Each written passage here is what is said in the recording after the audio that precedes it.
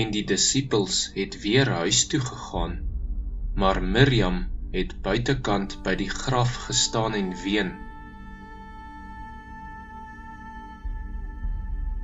En terwyl sy ween, buig sy na die graf toe en sien 2 boodskappers daar sit met wit klere aan, een by die hoof en een by die voete, waar die liggaam van Joshua gelê het. En hulle sê vir haar, vrou, waarom ween jy?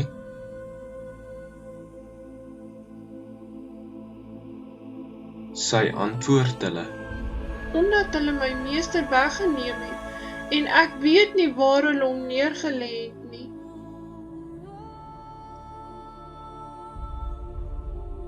En toe sy dit gesê het, draai sy haar om agtertoe en sien Joshua staan, en sy het nie geweet dat dit Joshua was nie.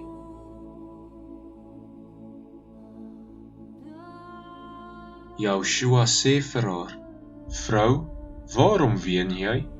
Wie soek jy? Sy het gedink dat dit die tuinier was en antwoord hom, Meneer, as u hom weggedra het, sê vir my waar u hom neergelê het, en ek sal hom wegneem. Joshua sê vir haar, Miriam.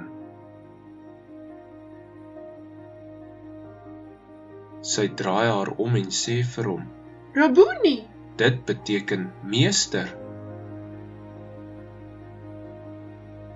Joshua sê vir haar, raak my nie aan nie, want ek het nog nie opgevaar na my vader nie, maar gaan na my broers en sê vir hulle, ek vaar op na my vader en julle vader, en my Elohim en julle Elohim.